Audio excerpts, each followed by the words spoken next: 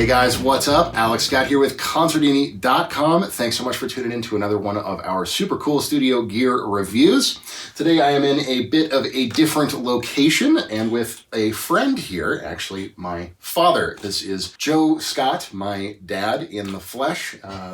He is a Grammy-nominated engineer, producer, singer, songwriter, guitar player, has been a professional in the music industry for 40 years.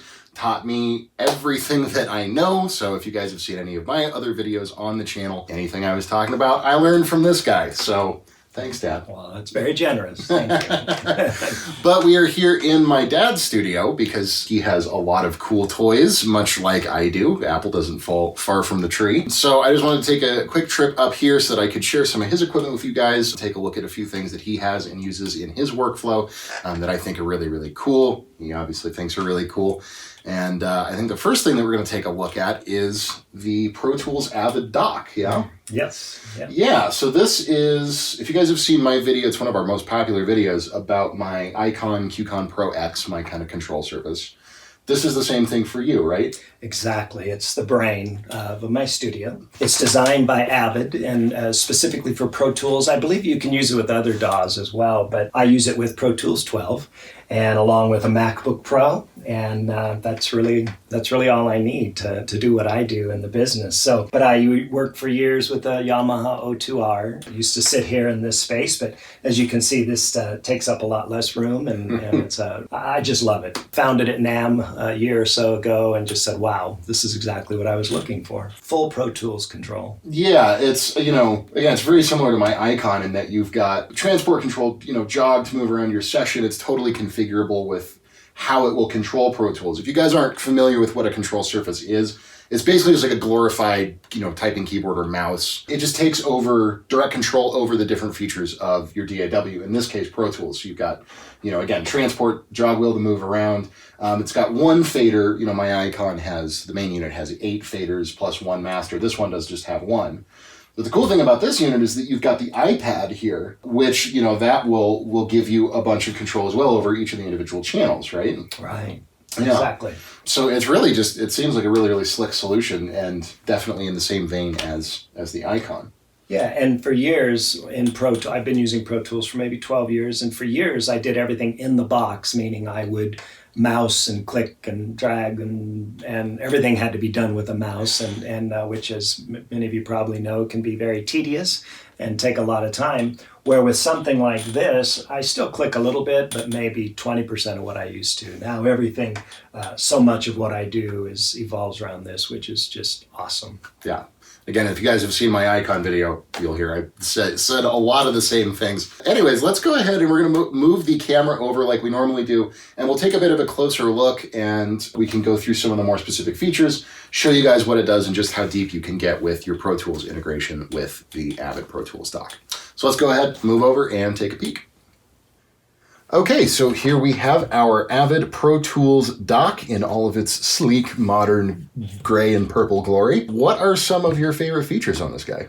Well, basically, you think of this as it's a full-blown mixer, as many channels as you create in your DAWS session. So the most obvious basic functions is whatever you can select via the iPad, what channel. So if I'm looking at a vocal here, that will move. We can move it here for mixing or setting gains. You can move it there. You can move it here, which also they're motorized faders, so you get that. And if you're seeing on your screen your mix channel or your edit channel, you'll see all the same faders moving. So you've got that's the basic, whatever channel you have, selection, mute, solo, all the things you would need to do the work on that. Arm to record. Arm to record and select, all those things. This section is for your automation. When you are writing automation, you can do all the commands there. It has a basic, just like the old analog days, a basic machine control right here. You just simply hit play and tape will be rolling, your screen will be rolling, and all those fast forward, rewind, etc. You've got the jog wheel, which if you could see waveforms, you'd see that jogging through your session as well. It has a ton of, you can do everything you need to do in Pro Tools, either on the hard surface here or on your iPad. You know, the cool feature is if you need to be in a different room, if you're playing drums or something, percussion, you can take your iPad with you out. It'll still stay connected. You can run the whole session from your iPad anywhere in the studio, anywhere in your house. which is obviously super, super handy. It goes so deep. I can't remember, I read once how many thousands of commands there were, and no one would ever use them all. I use several, but certainly not nowhere close to what it can fully do. One of my favorite features is these strips. These are strips where you can program them to work the way you want to work. So for me, I program this one. This toggles between your edit and your mix window. Okay. We can see it on our screen up here, but you guys won't be able to see it in camera. So. Yeah, it's just simply going, I can see my mixer or I can see my waveforms for editing. I program that, okay? And it's very easy. I won't get into that now, but there's several tutorials on YouTube which will teach you how to do all these basic edits. Then I program this one to turn my on-screen measures. Transport control. Transport control, yeah. That's what it's called. And 3 for me is how if I want to create a new track, it brings up that dialog window in Pro Tools. And you can see when you hit that on-screen, which again is off-screen for you guys watching, the new track dialog has popped up for Pro Tools, and you even have like OK, cancel, right. control. So it really, it's a pretty full-fledged replacement for your mouse or your keyboard. Oh, yeah. Yep. Any of that kind of stuff, which is awesome. Yeah, so this is really designed for the way that I work, and I'm going to hit cancel because I can do that right there. And then this is when I want to create groups. I simply hit that, and it brings up my group dialog. Say if I have drums, and I have 8 tracks of drums, and I want to put them all in one group so I can do fader changes and what have you all simultaneously, I can create a group for those. And so then, one thing that's annoying to me that I wanted to do is on this is the same thing. This strip over here is the same as this. You can make these be anything that you need them to be, which I just love. 4 is a funny one. Every time I get an over on my LEDs, whether it's here or up on the main screen or whatever, when I hit that, it clears the clips. Oh, that's amazing. Yeah, so I program, it's like a big annoyance, pet peeve for me is getting those clips turned off so I can make sure I'm okay in my gain structure and what have you. So I look up, the master's red, the new video channel. I just hit that and all the reds go away. So stuff like that. That is so handy. I never even thought of that as a feature. That's so cool. Yeah. And so anyway, so as you can see, they're extremely versatile. Over here, you've got how the shuttle works, if you want to, and zooming tracks in and out. It just goes on and on. Here you can go through. I set up this bank for undo, redo, and what have you, which I can still hit over here, or I can simply reach up and touch this. What I like the most is, say you have 3 or 4 vocal tracks that you're comping between, and I want to see all 4 tracks, so I've given them each their own track. As I'm going through, I used to like with the mouse be hitting mute and solo, and it used to get so tedious, and now I can do all that here. I can just boom, boom, boom, boom, boom, and it works so fast. I can do everything, arm the track, solo, mute, anything I need it to do. I can, if something needs to be panned differently, you simply hit the pan for that, and you can drag that wherever you want it to be. Or you can do this. That's the right. Other features Yeah. here. So then you've got these 8 knobs, 4 on either side, and then you've got looks like 12 or even 18. Yes. 16 something buttons, and this all works with the iPad. Yep. And in addition, correct me if I'm wrong, you can use these to control EQ, compression, plugins, everything. Yeah, and again, you'll have to get your hands on one and mess around with it for a while. I've had this for almost a year, and I've had a lot of downtime where I haven't been using it much recently, but it does everything I need it to do and way beyond. It's just an amazing unit. I'm really, really, really happy with it. Oh, yeah, there we go. And then, that's the other thing. You can scroll through. On this particular session we have open, you can scroll through, and if you could see the screen, you would see it also scrolling through the waveforms of your edit. Yeah, so it's scrolling vertically through the edit window in Pro Tools, which is very cool. Yeah, and up here you've got, different things. I love this, and this is where I typically work when I am doing comping as opposed to that other page, because when you do it turns things however you have it set, wherever you need to work. Here's your EQ, and for a given channel, whatever channel you have selected. It is just so full-featured and just so... It's amazingly customizable. It's a different approach. I've said several times in this video so far, talking about my video about my control surface, which is the Icon QCon Pro X, which is a great surface, but it's pretty much your faders, your jog wheels, solo, mute, those basic functionalities.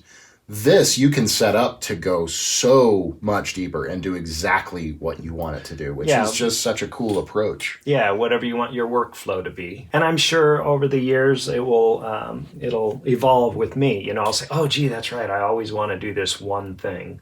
Because there's almost always in any session as you work your own workflow, there's things where you're like, God, I wish, I'll just make that button do that. And I no longer have to go pull down a menu, select something, open it, engage it, what have you. You can just do it touching here, sliding. It's a very well designed piece of gear. It really is. This can be your control room monitors. It's got that feature. The shift button just unleashes more features. That's probably all of these second. Exactly. The ones in gray here are when you shift them, then that's how whatever it is you're doing. Yeah, so you can control mic markers if you need to do punches. Exactly. All that kind of stuff. Wow, that is just incredible. Yeah, it's a fun piece of gear, and makes your life a whole lot easier. A lot less mouse clicking and navigating and menus and et cetera, et cetera.